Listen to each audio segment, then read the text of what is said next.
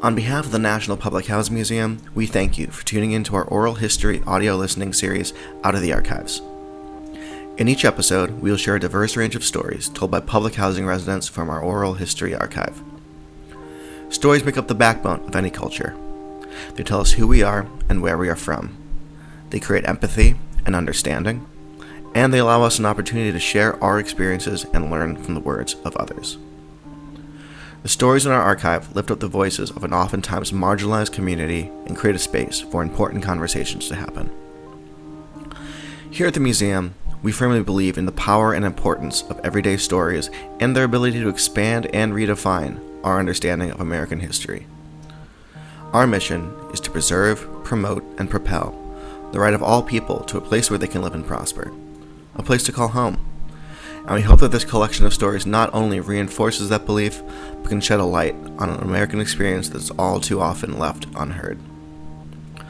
In this episode, Mine to Grow, you will hear from storytellers that share their unapologetic love for their homes, memories of childhood summer fun, and the strength within their communities.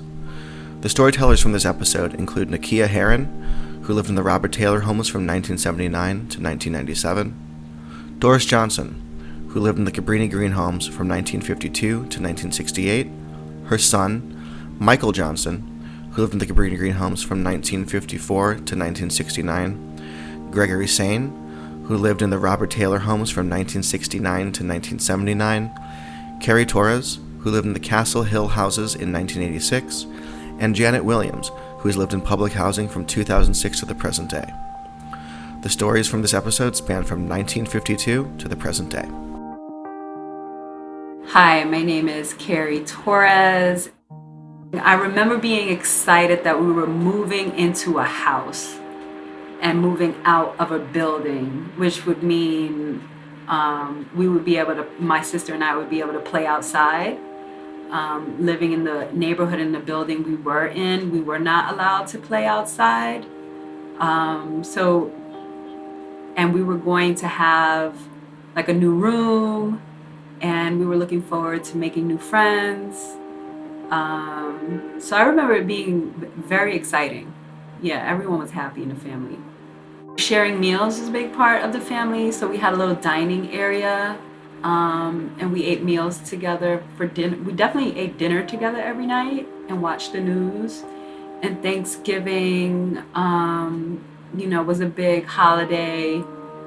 My grandmother, passing along recipes to my mom, and then my mom being very focused on making sure my sister and I knew how to cook and clean a turkey and, do the right thing with the food. And so that was a big dinner, and using my grandmother's china and her plates. And so we would pull all that out from the china cabinet during this time and clean it all. And my sister and I were in charge of cleaning all the glasses, cleaning all the silverware, cleaning all the stock, the Tupper, the porcelain serving dishes that would, be for Thanksgiving, and the colors, or they had these apples on them. So there was the apple set for Thanksgiving, and then there was the blue set for regular Sunday meals. Yeah.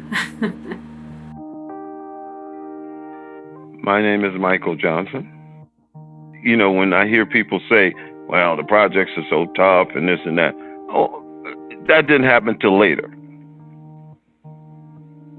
It was a wonderful place to live. And I remember mixed races in the projects when I was growing up. We had Italians, we had Polacks, we had Mexicans, we had all types of cultures in the early part of the years I grew up in the projects. I do remember, I think Daley was the mayor at that time, and I do remember a lot of activities that he would initiate in the communities.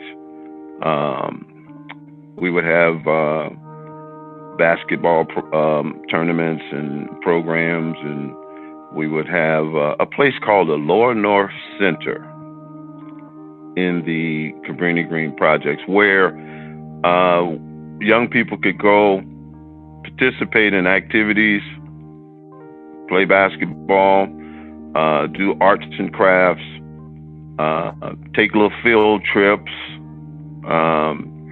And there were activities when I was growing up in the Cabrini-Green. So, being that I was young, I don't remember a whole lot of it, but I do remember staying active when I was growing up in the projects. Gregory Sain. I am absolutely a very outspoken Black man, and I think I have to attribute that to, again, Chuck Hill and Mr. Taylor, and getting the food in the morning from the Black Panthers. So the Black Panthers across the street from my building, 4848 South State, and I'll talk about that. I know you want to talk about that, but I'm just skipping a couple of little things so I don't forget. I'm bringing this in before I don't forget about just that. I find that part of my journey is why I consider myself an activist, because of my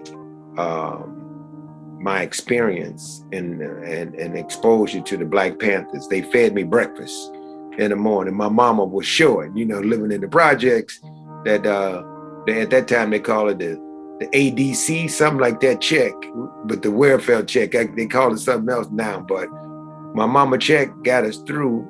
Some months it didn't get us through. I don't know what happened. I think it was eating a little more or whatever, but those free lunches from the Black Panthers made a big difference. Even those choke sandwiches too.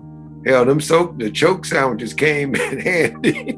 But I would, Shakira, I would enhance the choke sandwich, because it'd kill you just eating it just like they gave it to us. So I had to go in the house and heat it up, toast the bread. That government cheese was that government cheese made the best goddamn cheese toast in the world. The government cheese, oh my God, my mama macaroni cheese is so good from that government cheese. I ain't lying to you. And then I take the sandwiches and all that stuff and heat it up in the skillet. I put it back on that bread after I toast it. It was a whole different experience. That got me through the day, them chokes, along with the food over at the school. But in the summertime, it was really different. But anyway, I don't know if that answered whatever. Doris M. Johnson. That one day we're gonna get us a home and we're gonna move out. So we work towards that, to do better in life, That was a beginning, that was a starting out. So we're not gonna be just satisfied, right here. We're gonna try to do a little better. I went to the post office before I moved out, and I worked post office 25 years. Oh, nice. When I first went to the post office, I had to get a ride to go where I was working. And then I transferred and I went to the post office near my house. And like I said, I worked for the post office 25 years. And, I always had the mind to grow, so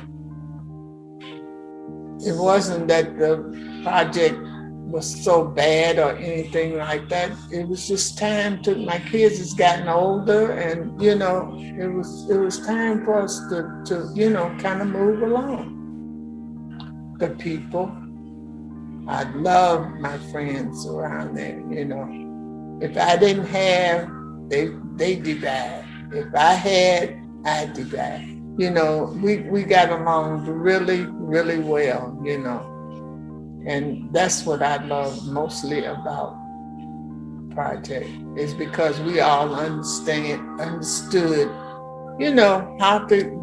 we had to get along,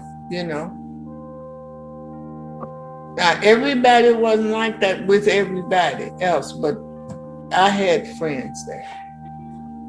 And I liked it. And my kids liked it. They never talk about, when they talk about Cabrini, we had a good time. You know, wasn't nothing wrong with the projects. You know, they don't see anything wrong. My name is Nakia Herron. My childhood was like, it was the norm to me. It was fun. I grew up started out on the west side of Chicago, but ended up moving to the Robert Taylor Projects on 51st and State in 5201, the Brownsville neighborhood. And I grew there for a while before my mother moved us back to the west side because of how the influences there and how they was affecting us, me and my older brother. So we moved back to the west side, and I ended up going back to the projects because I missed it so.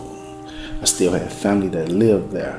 You know, and I went back to the projects and moved in, got an apartment. And from there I just,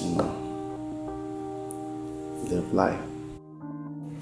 Like I say, you can go from floor to floor, every floor to floor, and it was like family, in the buildings that you were living in. That was 5135, 5100, 5135, 5201, 5247, and 5266. And you knew people in just about every building where you can go lay your head if you got tired, if you were hungry. It was like in that environment, it was a family structure, when we needed it. We can go to any building and rest our head. It was like a village in the building. That's what I liked the most about it, Janet Williams. My community has his advantages and disadvantages. I hate the fact that it's been a lot of shooting in the area, more recent than it was. I hate the fact that my grandkids who don't really get to come out like they could. We live next to a beautiful park, and 7 years ago, that was like our second home, the park was. And we enjoyed it. And now it's changing. The community has changed. And it's not changing for the good. But I still believe in my community because I still have the neighbors that know us. I watched some of my neighbors go from little girls to now parents. So that's pretty good. In this area, I'm pretty much the oldest. So I'm kind of looked up as like the mama. So I like that, a lot of respect, you give respect, you get respect. I don't have a lot of problems with the community other than the violence. If I could erase that, I can live in Pleasant Street. Once again, the NPHM thanks you for listening to this episode of Out of the Archives. This series is supported by the Institute of Museum and Library Services, the Illinois Arts Council Agency, Illinois Humanities, the Kresge Foundation, and the Department of Cultural Affairs and Special Events. This episode was engineered by Seth Engel. We'd like to give one last huge thanks to our storytellers, Nakia Herron, Doris and Michael Johnson, Gregory Sain, Carrie Torres, and Janet Williams, as well as the members of the museum's Oral History Corps and other oral historians who helped to gather these stories, including Ashley Jefferson and Shakira Johnson. Thank you again for listening, and we look forward to sharing more stories with you next month.